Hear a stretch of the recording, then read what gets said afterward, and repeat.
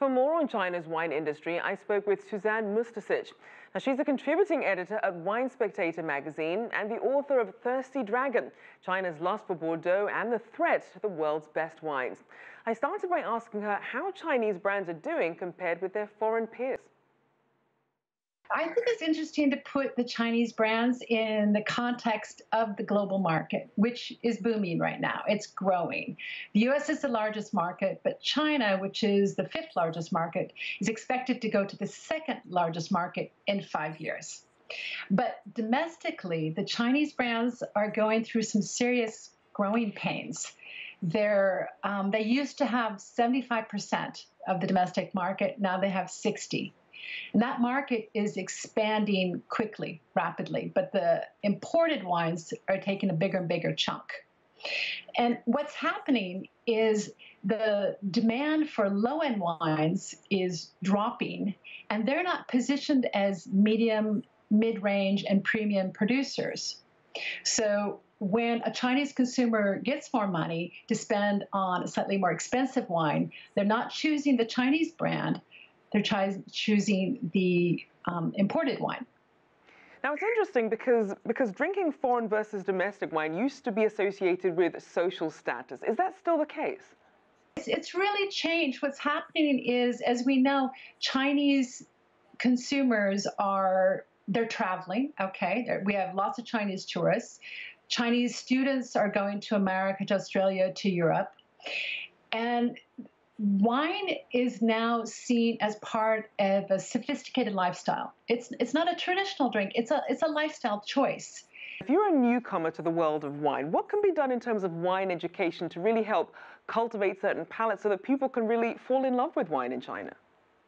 Well, that's actually one of the most interesting parts, is that because of the internet, Chinese consumers are voracious consumers of information about wine.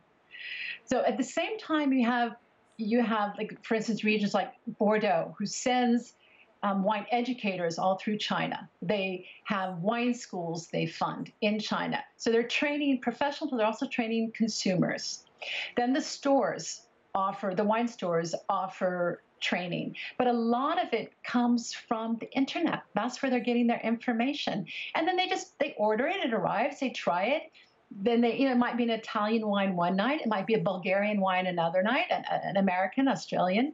They're really open. They remind me a lot of American consumers, actually. Now, for most of us, wine is just something we enjoy, but obviously it is a business at the end of the day. So let's take a look at the government initiative to really invest in wine production as a way of alleviating poverty, especially in some of these northern regions in China. Just how significant is wine production when it comes to poverty alleviation? I think actually that's the most interesting part of the wine narrative in China, and people really have no idea that China has a major battle with the desert, and every vineyard, every bush, every tree planted is a victory. Okay, so say in Ningxia, their vineyards are vital just for that reason alone. They play a very important role, but they also provide jobs, whole new job sectors. You have, at the very starting level, you have untrained labor in the vineyards, people who might have not have had jobs. Maybe they've come from a different region. Then you have trained technicians overseeing those vineyards, because you don't just grow wine grapes just like that. You have to know what you're doing. You have to look for the right levels of acidity and sugar and tannins for red wine. And then there's a whole nother training for working in the cellars. And then you have commerce, you have exports, you have distribution, you have marketing, and then you have wine tourism. So think of all of the jobs that you're creating by developing a wine industry, plus the schools. Then you've got exchanges. You're sending your students abroad. You're bringing in consultants from around the world. It's a very dynamic economic model. Now, it's no small feat trying to start up a vineyard. Obviously, it can take several years to get just the right crop, to get just the right wine. So we're also seeing a lot of Chinese investors going overseas to buy vineyards. Tell us a little bit more about that. Yeah, I think part of that is actually because they want a part of the imported wine market in China. It's easier to position imported wine as a premium wine. But they're definitely it shows that they have faith in the Chinese market. They're willing to invest millions of dollars in vineyards in France, in Italy, in Chile, in Australia, wherever they're by California.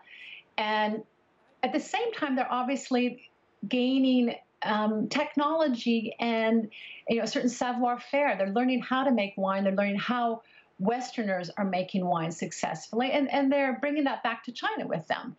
But I think there's what we're really seeing in terms of China and China's wine is that the smaller vineyards are making huge strides in quality. But again, the wine business in China is in its infancy. Remember, it's taken centuries in France and Italy and Spain to figure out which grape and where to plant it.